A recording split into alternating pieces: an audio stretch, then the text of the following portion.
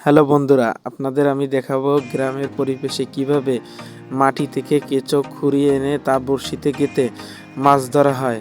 দেখুন, আমি এখন বড়শির ছিপ দিয়ে কেঁচো খুঁজছি। দেখুন, একটা কেঁচো বর্তমানে আমি পেয়ে গেছি। ঠিক আছে, আরও কিছু কেঁচো লাগবে, তাই খোঁজাখুঁজি করছি। ঠিক আছে, দেখতে থাকুন আপনারা কিভাবে গ্রামীণ পরিবেশে মাছ ধরা হয়।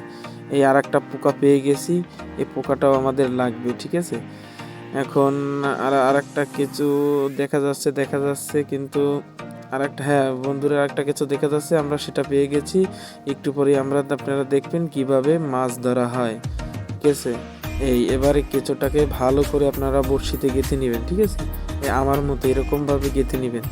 ঠিক আছে, কেঁচোর তারপর বড়শিটা নিয়ে গিয়ে পানিতে পুকুরে ফেলাবেন, দেখবেন কিভাবে মাছ উঠে। দেখেন বন্ধুরা, কিভাবে মাছ থাকলে মাছ বড়শিতে উঠতে হবে। এই দেখুন, আমি বড়শিটা ফেললাম পুকুরে। ঠিক আছে, বড় একটি মাছ ধরবো। দেখুন কিভাবে মাছ ধরতেছি।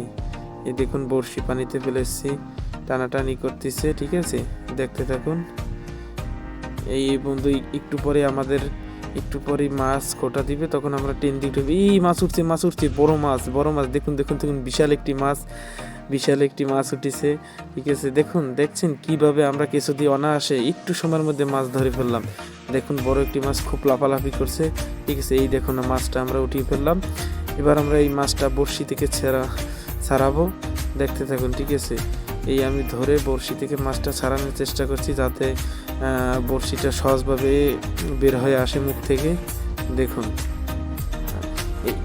লাফ দিয়েছে মাছটা, লাফ দিয়ে পড়ে গেছে। ঠিক আছে, খুব লাফালাফি করতেছে মাছ, তারাও তো বাঁচতে চায়। ঠিক আছে, দেখুন আমার হাতে একটি আল ফুটিয়ে দিয়েছে, খুব বিষ করতেছে। ঠিক আছে, এখন আমরা এই মাছটা হাতে নিব। দেখুন, খুব ধরা যাচ্ছে না, হাত থেকে রক্ত বেরোচ্ছে। ঠিক আছে, মাছটা এবার এক হাত থেকে আস্তে আস্তে করে উঠিয়ে, ঠিক আছে, আস্তে করে উঠিয়ে আপনাদের সামনে দেখালাম। দেখেন, এই মাছটার আমার বর্তমান 1 মাস বয়স। ঠিক আছে, 1 মাসের মধ্যে কত বড় একটি মাছ হয়ে গেছে। ঠিক আছে, আপনারা যদি এরকমভাবে পুকুরে অথবা ঘেরে মাছ চাষ করতেছেন, ঠিক আছে, আমার কাছ থেকে আমাকে ফোন দিবেন।